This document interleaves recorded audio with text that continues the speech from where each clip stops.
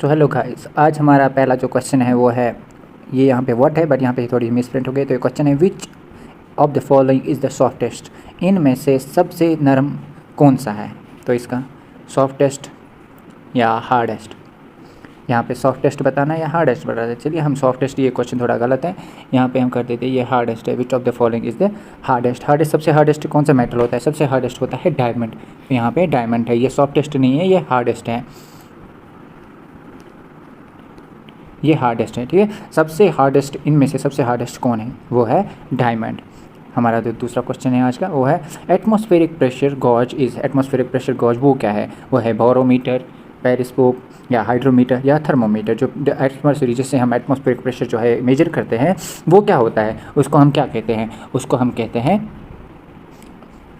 हैं बैरोमीटर। ठीक है, क्वेश्चन नंबर 3 जो है आज का हमारे से क्वेश्चन नंबर 3 है the nature of the path travelled by the particles determined by. ठीक है, जो जिस नेचर से पार्टिकल्स ट्रैवल करते हैं उसको हम किस चीज़ से डिटरमाइन करते हैं? ठीक है, बाय एक्सेलरेशन, उससे एक्सेलरेशन से डिटरमाइन करते हैं, विथ वेलोसिटी या वेलोसिटी से डिटरमाइन करते हैं, बाय डिस्प्लेसमेंट या डिस्प्लेसमेंट में ये करते हैं डिटरमाइन, या फिर नन ऑफ द एबो। इसका आंसर है नन ऑफ द एबो। उसको हम इन चीज़ों में से किसी से भी डिटरमाइन ही करते हैं। ठीक है, क्वेश्चन नंबर 4 जो है वो है who discover the atom bomb. Atom bomb किसने डिस्कवर किया? जो एटम बॉम्ब है उसको डिस्कवर किसने किया? क्वेश्चन नंबर 4 जो है, जो एटम बॉम्ब है जो उसको डिस्कवर किसने किया? जो पहला ऑप्शन है वो है एथॉन, दूसरा है एल्बर्ट आइंस्टाइन, तीसरा है केपलर या चौथा है रुदरफोर्ड। और जिसका सही आंसर है, आई थॉट आपको पता होगा, इसका सही आंसर है रुदरफोर्ड। रुदरफोर्ड वो बंदा है, वो साइंटिस्ट है जिसने एटम बॉम्ब को डिस्कवर किया। ठीक है, अब क्वेश्चन नंबर 5 क्या है which of the following is a non conserved force. इनमें से कौन सा फोर्स ऐसा है जो नॉन कंजर्व्ड है? ठीक है,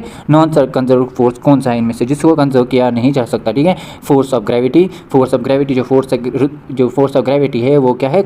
नॉन कंजर्वेटिव फोर्स है। या फोर्स ऑफ वेलोसिटी, वेलोसिटी जो वो नॉन कंजर्वेटिव फोर्स है। या इंटर एटॉमिक फोर्स, वो जो एटम्स के बीच में, इंटर एटम्स के बीच में फोर्स होता है, वो फोर्स क्या है? वो फोर्स नॉन कंजर्वेटिव है। या इलेक्ट्रोस्टैटिक फोर्स, या जो इलेक्ट्रोस्टैटिक फोर्स है वो नॉन कंजर्वेड है। और इसका सही आंसर है force of velocity, force of viscosity. Force of viscosity जो है ये वो फोर्स है जो नॉन कंजर्वेटिव होता है। Force of viscosity, force of viscosity, इसका सही से आंसर है वो है force of viscosity. Force of viscosity वो है नॉन कंजर्वेटिव फोर्स। ठीक है, अब हमारा क्वेश्चन नंबर 6 है वो है इंसुलिन वॉज इन्वेंटेड बाय। जो इंसुलिन है, जो दवा है इंसुलिन, उसको किसने इन्वेंट किया? इंसुलिन जो दवा है उसको किसने इन्वेंट किया? पहला है इजिकमैन, दूसरा है बैटिंग, तीसरा है टोमैक या तीसरा है एची खुराना। तो इसका सही आंसर है दूसरा batting, that is batting. Batting जो है इसने कौन सा, इसने इंसुलिन को क्या किया था? इन्वेंट किया था।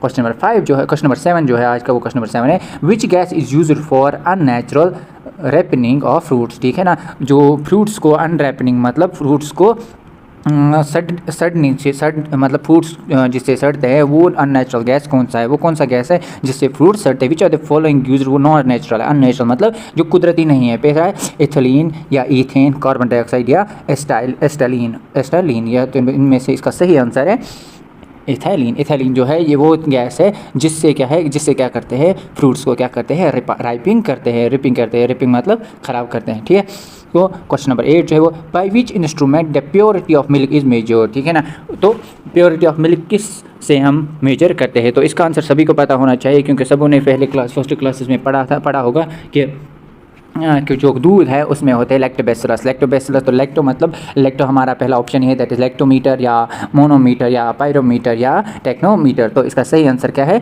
दैट इज दूध में होते हैं लैक्टोबैसिलस। तो इसको कैसे करते हैं हम मेजर? उसको हम मेजर करते हैं किस इंस्ट्रूमेंट से? उसको कहते हैं लैक्टोमीटर। ठीक है, क्वेश्चन नंबर 9 जो है, question number 9 what do players use for instant power. Players जो है वो यूज़ क्या करते हैं? वो कौन सा विटामिन ऐसा खाते हैं, वो कौन सा ऐसा सोर्स ऑफ एनर्जी खाते हैं जिससे उनको एकदम से एनर्जी मिल जाती है? इसके ऑप्शन है एक सक्रोज, दूसरा है विटामिन सी, तीसरा है साल्ट या चौथा है मिल्क। और इसका सही आंसर है सक्रोज। सक्रोज जो है ये ग्लूकोज की एक फॉर्म होती है। सक्रोज जो है ये ग्लूकोज की ही एक फॉर्म होती है जिसको प्लेयर्स लेते हैं किस लिए? इंस्टेंट एनर्जी के लिए। उसको हम कहते हैं सक्रोज। क्या कहते हैं उसको? सक्रोज। ठीक है, क्वेश्चन नंबर 10 जो है who invented the television. Television किसने इन्वेंट किया था? एंड आई होप आप सबको इसका आंसर पता होगा। क्वेश्चन नंबर 10 जो है वो इन्वेंटेड द टेलीविज़न, टेलीविज़न को किसने इन्वेंट किया? क्वेश्चन पहला इसका ऑप्शन है वो है नील्स बोर, दूसरा है जे एली बेयर्ड, तीसरा अलेक्जेंडर फ्लेमिंग, या फिर है विलेज वेल। तो इसका सही आंसर है, इसका सही आंसर क्या है? Option B, that is J L Baird. इसलिए वो साइंटिस्ट था, ये वो साइंटिस्ट था जिसने क्या किया था? टेलीविज़न को इन्वेंट किया था। टेलीविज़न जो हम आजकल टेलीविज़न इस्तेमाल करते हैं या पहले टेलीविज़न जो इस्तेमाल करते थे, ये वही बंदा है जिसने टेलीविज़न को इस्तेमाल किया। ठीक है, टेलीविज़न को इस्तेमाल किया। ठीक है, क्वेश्चन नंबर 11 क्या है? When was the international system of units implemented? जो इंटरनेशनल सिस्टम ऑफ यूनिट्स जो है उसको कब इम्प्लीमेंट किया गया? वो कौन सा साल था जिसमें इंटरनेशनल सिस्टम ऑफ यूनिट्स को इम्प्लीमेंट किया गया? 1965, 1971, 1991 या 1985? इन चारों में से कौन सा वो साल है जिसमें international system of units implement किया गया? और इसका सही आंसर है 1971, 1971 वो साल है जिसमें क्या इंटरनेशनल सिस्टम ऑफ यूनिट्स को इम्प्लीमेंट किया गया, जिसको हम यूनिट सिस्टम भी कहते हैं। ये वही साल है जिसमें इसको इन्वेंट किया, ये इम्प्लीमेंट किया गया। क्वेश्चन नंबर 12 जो है solar cell convert solar energy into what energy? Solar cell जो है वो जो सोलर एनर्जी को कन्वर्ट करता है कौन सी फॉर्म ऑफ एनर्जी में उसको कन्वर्ट करता है? पहला है दैट इज इलेक्ट्रिकल एनर्जी, दूसरा है काइनेटिक एनर्जी, तीसरा है मैकेनिकल एनर्जी, या डी है थर्मल एनर्जी? और इसका सही आंसर है, अगर में हमारे लगे होंगे सोलर प्लेट्स, वो हम सोलर प्लेट्स किस लिए इस्तेमाल करते हैं? बिजली करने के लिए। तो हमारा जो सोलर सेल है वो सोलर एनर्जी को किस में कन्वर्ट करता है? वो कन्वर्ट कर देता है उसको इलेक्ट्रिकल एनर्जी। इलेक्ट्रिकल एनर्जी मतलब वो एनर्जी है जो इलेक्ट्रिसिटी की फॉर्म में हम इस्तेमाल करते हैं, चाहे फिर वो हम उससे बल्ब चला लें या टीवी चला लें या हमारा फ़ोन चार्ज करें या लैपटॉप चार्ज करें या घर की बाकी चीज़ें जो इलेक्ट्रॉनिक हो वो सारी चीज़ें इस पर काम करते हैं। तो वो कौन सी एनर्जी होती है? वो एनर्जी होती है इलेक्ट्रिकल एनर्जी। ठीक है, अब बढ़ते हैं हमारे अगले प्रश्न की तरफ। अगले क्वेश्चन की तरफ वो है jyoti is a unit of intensity. ज्योति है वो है यूनिट ऑफ इंटेंसिटी। वो किसकी यूनिट है? ठीक है, यूनिट ऑफ इंटेंसिटी की कौन सी की इंटेंसिटी है? दैट इज ऑप्टर या कैंडला या न्यूटन या none of these. None of these जो है ये कौन से वो जो ज्योति है ये कौन सा यूनिट है इंटेंसिटी का? ठीक है, और इसका आंसर है कैनेडी लॉ। क्या है? Kennedy law. कैनेडी लॉ जो है ये वो यूनिट है जिससे इंटेंसिटी को मेजर किया जाता है। ठीक है, क्वेश्चन नंबर 14 क्या है? Which of the following is not used as cooking fuel? जो इनमें से वो कौन सा ऐसा फ्यूल है जिसको हम कुकिंग के लिए इस्तेमाल नहीं करते? कुकिंग मतलब खाने या खाना वाना जैसे खाने को पकाने के लिए इनमें से कौन सा वो गैस है या इनमें से वो कौन सा फ्यूल है जिसको हम इस्तेमाल नहीं करते हैं? तो पहला है LPG गैस, दूसरा है बायोगैस, तीसरा है CNG गैस, या डी है कोल। ठीक है, कोल। तो इसका सही आंसर है इसमें से हम कौन सा गैस वो है जो हम इस्तेमाल नहीं करते हैं किसमें? कुकिंग में। ठीक है, वो है और वो है क्वेश्चन नंबर 14 और इसका सही आंसर है C answer, that is CNG जो है इसको हम क्या नहीं करते? इसको हम यूज़ नहीं करते। किस में यूज़ नहीं करते? कुकिंग में जो है हम घर में खाना बनाते हैं या उसमें जो गैस लगती है या इलेक्ट्रिसिटी जो हम यूज़ करते हैं उसमें ये CNG नहीं आती है जो उसमें हम इस्तेमाल करते हैं किसमें? खाना पीना बनाने में। क्वेश्चन नंबर 14 है which is the unit of pressure? जो यूनिट है जो प्रेशर है उसका यूनिट क्या है? उसको हम किस यूनिट में मेजर करते हैं? जैसे पानी को लीटर्स में करते हैं, केजी जो हमारे सेब होते हैं या चावल होते हैं उसको हम केजीज़ में इस्तेमाल करते हैं, या हम इंसान का जो बॉडी वेट होता है उसको हम केजीज़ में वेट करते हैं। इसी तरह या यूरोपियन कंट्रीज़ है वो पाउंड्स में पाउंड्स बताती हैं। तो इसी तरह जो प्रेशर है उसका भी एक मेजरिंग यूनिट है, वो कौन सा है? ठीक है, इसके ऑप्शन देखते हैं। दैट इज़ डाइन, दूसरा है जूल, तीसरा है वाट या चौथा है पास्कल। तो इसका जो प्रेशर है वो हम इस्तेमाल करते हैं, वो उसको मेजर करते हैं, उसका यूनिट क्या है? That is pascal. ठीक है, पास्कल वो यूनिट है जिससे हम प्रेशर मेजर करते हैं, कितना प्रेशर हो सकता है एक चीज़ में या कितना प्रेशर, एटमॉस्फेरिक प्रेशर जिसके हम कहते हैं। एटमॉस्फेरिक प्रेशर को हम किस में मेजर करते हैं? उसका यूनिट क्या है? उसको हम पास्कल कहते हैं। क्वेश्चन नंबर 16 क्या है? Photosynthetic organ in which of the following? और फोटोसिंथेटिक ऑर्गन जो एक पेड़ का या एक ट्री का जो फोटोसिंथेटिक ऑर्गन है, फोटोसिंथेटिक ऑर्गन वो ऑर्गन होता है जिसमें फोटोसिंथेसिस होते हैं। फोटोसिंथेसिस का मतलब जिसमें एक पौधा क्या करता है? सूरज की रोशनी या सूरज की गर्मी को इस्तेमाल करता है अपने या फिर उसमें वाटर इस्तेमाल करता है, फिर उस सब चीज़ों से एक प्रोसेस बनता है जिसको हम फोटोसिंथेसिस कहते हैं। और उस प्रोसेस में क्या बनता है? एक फूड बनता है जो क्या करता है? प्लांट अपने आप में इस्तेमाल करता है। तो ये बताता है इनमें से वो जो फोटोसिंथेटिक ऑर्गन है, जो ये फोटोसिंथेटिक पिगमेंट है ठीक है, ये किस जगह पे मौजूद होता है? पहला है स्टोमेटा में होता है, रूट में होता है, या ग्रीन लीव्स में होता है, या लीफ में होता है। ठीक है, इनमें से इन चारों में से ऐसा कौन सा पार्ट है किसका? ट्री का, जिसको फोटोसिंथेटिक ऑर्गन कहते हैं। और इसका सही आंसर है ग्रीन लीव्स, क्योंकि ग्रीन लीव्स मतलब फोटोसिंथेटिक पिगमेंट जो होता है वो ग्रीन पिगमेंट होता है। तो वो कहाँ पे होता है? वो होता है ग्रीन लीव्स में, हरे पत्तों में, ठीक है।